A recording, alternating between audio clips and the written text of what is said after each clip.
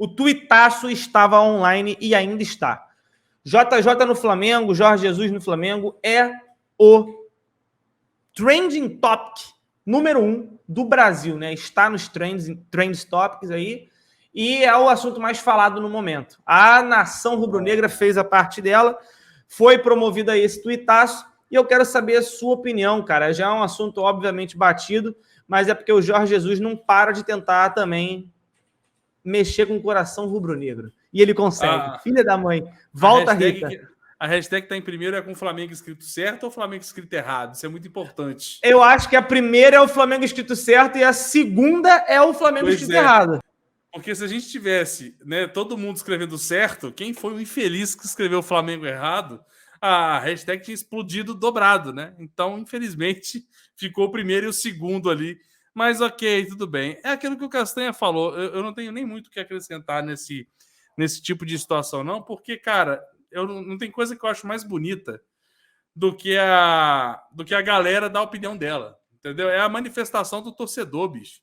E a gente está falando de um público, em relação ao tamanho da torcida, desse tamanho, que são os tuiteiros, tá ligado? A gente vive um mundo paralelo, né? A gente tem um mundo que é o mundo real e a gente tem o Twitter. Então, de repente, você está no mundo real, você está aqui, pum, você está tranquilo, beleza. E aí, de repente, você chega no Twitter, pô, não sei o que, fulano falou que falou isso. E aí, pô, falou que daqui a pouco, informação que eu tenho é de que, pô, ciclano, puto, pá, e aí, pô, você começa... Na hora que você fecha o Twitter, você fala, que isso, bicho? Né? Tá assim, nós estamos nesse ponto. Então, de repente, você bota a cabeça para fora da janela, tá aquela passarinho cantando. Então, assim, é um mundo muito paralelo. Então, tem que tomar muito cuidado. O Twitter é um território hostil, assim como o chat do YouTube. Mas a gente tem que saber lidar com ele, né? A gente tem que entender o termômetro dessa galera. E eu acho essa manifestação de volta JJ, ou não volta JJ, ou fica Paulo Souza, ou fechado com Paulo Souza, ou fora Paulo Souza, independente da hashtag, é a voz do torcedor. Né? Eu quero ver no estádio amanhã como é que vai ser, né? Como é que vai ser a manifestação, se a gente vai ver o pessoal na vida real de fato apoiando, querendo essa situação, como é que está o lado do torcedor. Acho justo e verdadeira qualquer forma de expressão do torcedor. Isso eu acho importante. Agora, em relação ao JJ, a gente tem aqueles, né, prós e contras. A gente tem os pontos a favor, a gente tem os pontos que podem não ser tão a favor assim, não tão favoráveis, né? Favoráveis. Dizer que é um ponto negativo é muito forte, mas, poxa, é muito raro encontrar um rubro-negro, assim como o meu amigo Max Machado, que está no chat. É muito raro você encontrar gente que, tipo assim, não quer ver o Jorge Jesus nem pintado de ouro. É muito raro, né? Principalmente pelo que você viveu com ele. É muito raro mesmo. E eu quase fui uma dessas pessoas. Eu quase fui um desses raros, sabe? Eu quase fui.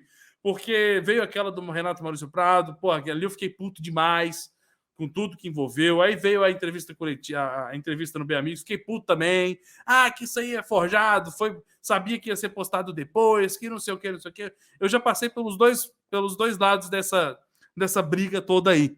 Agora, pensando um pouquinho como torcedor, né, sem esse negócio de YouTube, sem porra nenhuma relacionado a nada, pensando apenas no meu lado, porra, coração, não tem como, né, cara?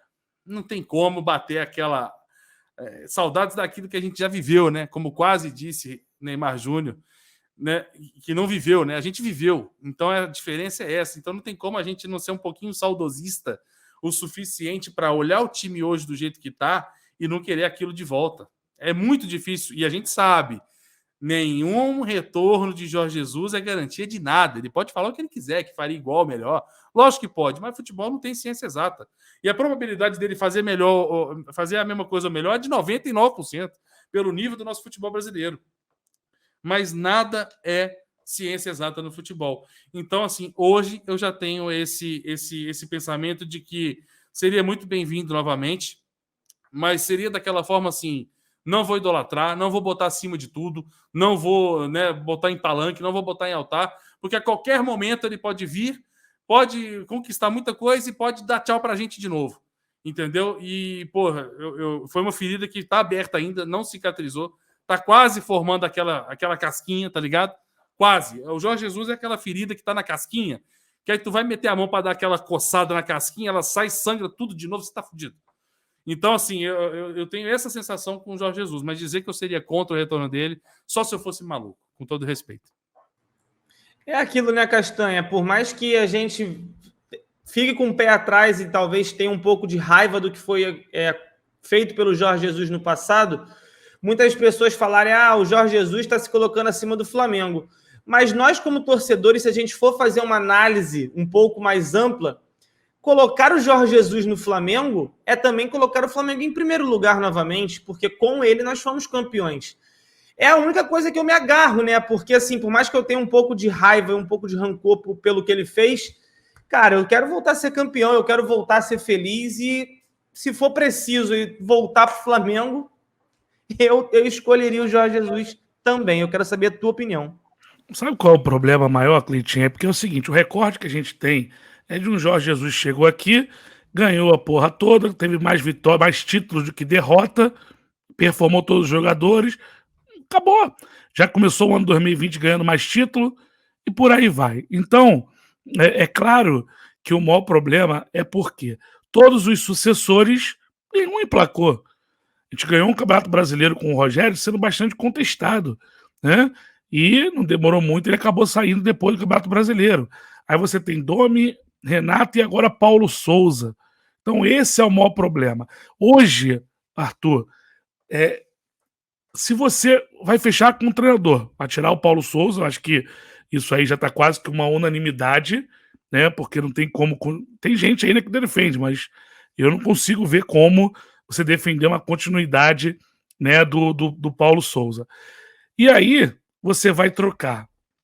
Aí você tem algumas possibilidades, só que o cara que você tem um recorte de que fez tudo diferente, tá livre. E acabou de vir aqui no Brasil, né, falando situações, falando que ama o Flamengo, que quer voltar ao Flamengo, dando entrevista e tudo. Como é que você hoje fecha com outro treinador tendo Jorge Jesus livre? Ainda mais se esse treinador for um que a torcida não quer, que a rejeição é muito grande, como o caso do Cuca. Você já imaginou? Você tira o Paulo Souza para diminuir uma pressão, você fecha com o Cuca, você tem uma pressão ainda maior, com uma rejeição muito grande. Então o problema hoje, lembra que eu falei anteriormente no processo de escolha? O que a gente vai garantir que não vai trazer o Jorge Jesus, mas que nós vamos acertar? Quando eu digo nós, estou dizendo lá os dirigentes do Flamengo. O que eles vão acertar dessa vez, Arthur?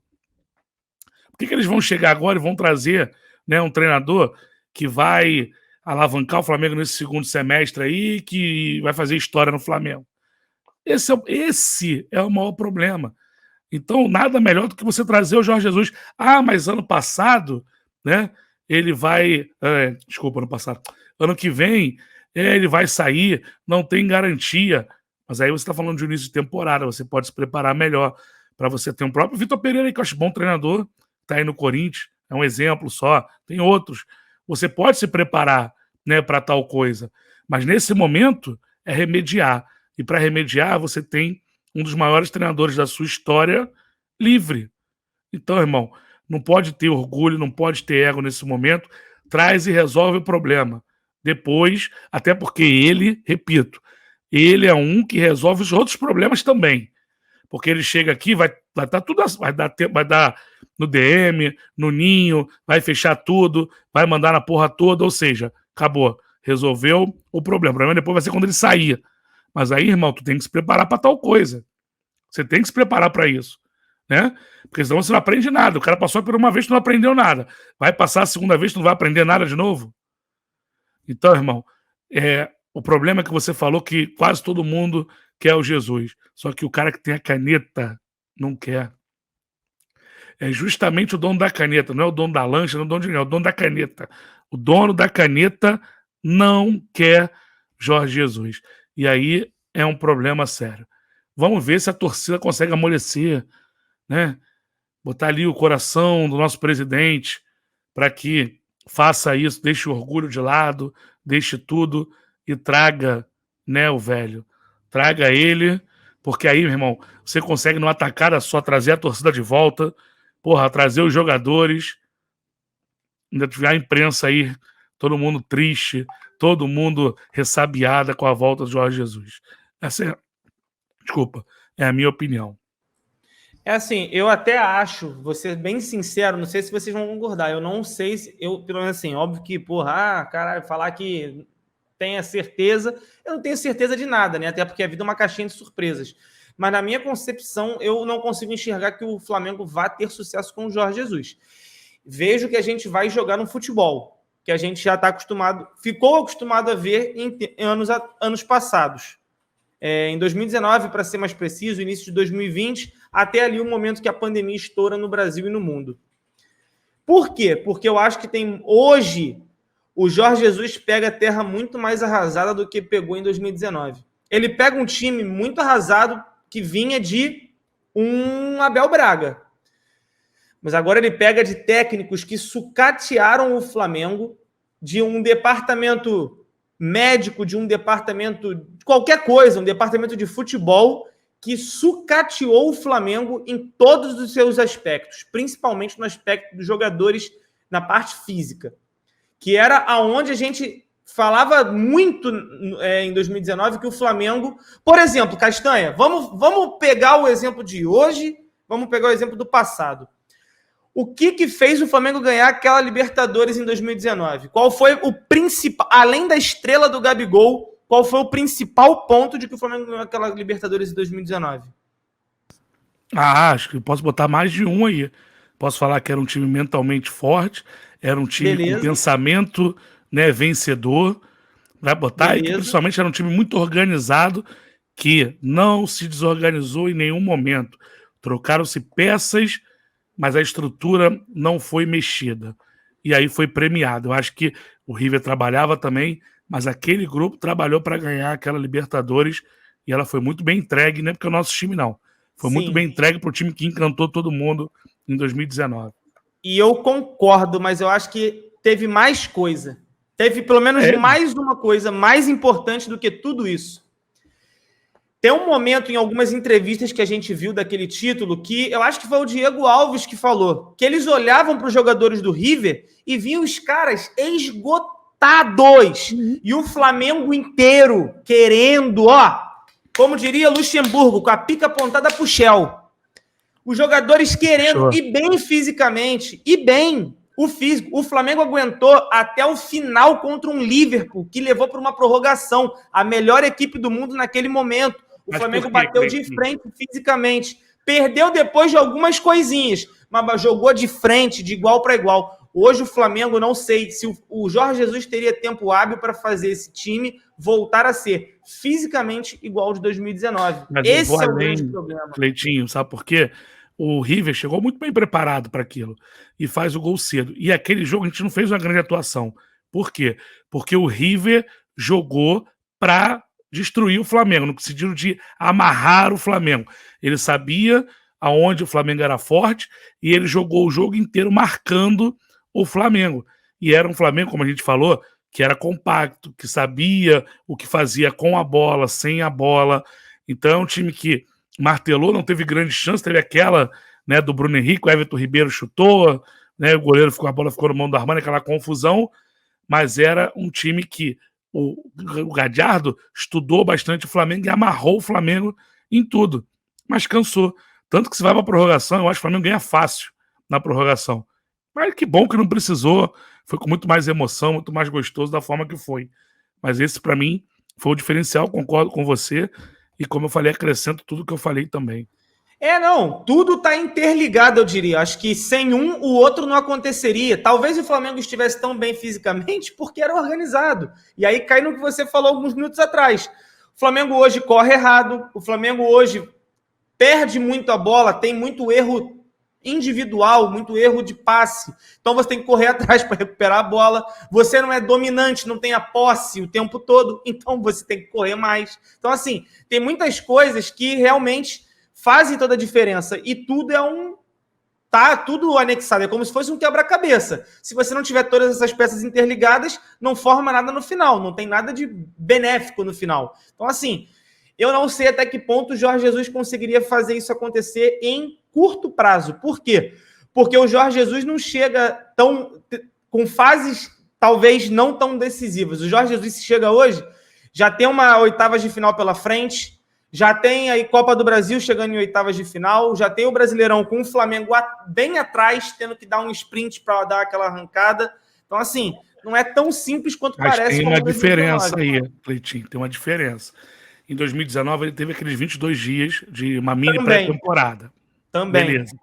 Mas naquele momento era um time em construção, era um time que estava sendo formado, que chegaram peças no meio do caminho, tanto que o Flamengo recebe depois ali, o Felipe Luiz estreia contra o Bahia, naquele jogo que o Flamengo, né, perdeu, depois ainda chega Pablo Maria, né, e por aí quando o Flamengo é eliminado para o Atlético Paranaense, chega o Duarte ainda na zaga, laterais, então, ou seja, é um Flamengo que vai se construindo. O primeiro jogo que o Gerson joga como segundo homem foi contra o Inter no Beira-Rio, jogo de volta. Você tem que ir com o Rafinha de 10 contra o Emelec lá no Equador. Rafinha na segunda linha contra o Emelec. Doideira. Aí você vai jogar contra o Inter. Eu nunca mais me esqueço disso, porque foi uma coisa extraordinária. Quando o Flamengo ganha de 2-0 no Maracanã, jogo duro, com 2 gols do Bruno Henrique, vai jogar lá, vem a escalação, o Arão suspenso, eles trazem o Cuejá de volta, que já tinha pedido para sair, mas tem que jogar expresso aquele jogo, e ele vem com o Gerson no segundo homem. E eu lembro que eu falo para minha mulher, eu falo assim, português é peitudo. Porra lá, vai jogar para cima. E o Flamengo domina o Inter, poderia ter feito uma vantagem no primeiro tempo, já matado o confronto, o Gabigol perde gols, né? Então, para tu ver, o segundo jogo contra o Inter foi a primeira vez que Gerson jogou naquela posição.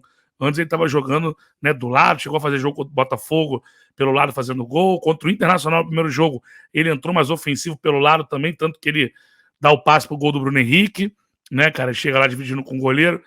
Então, assim, era um time em construção. Esse agora, Cleitinho, ele já chegaria agora com um time que basicamente ele conhece todos os jogadores, claro, tirando o Isla, né, um ou outro que chegou depois, mas ele já conhece o elenco já conhece a forma dele de trabalhar, então é mais fácil de você adaptar, né? O próprio Davi Luiz, que não estava, mas é quase que um filho do Jesus, porra, que o Jesus fez o Davi Luiz, né?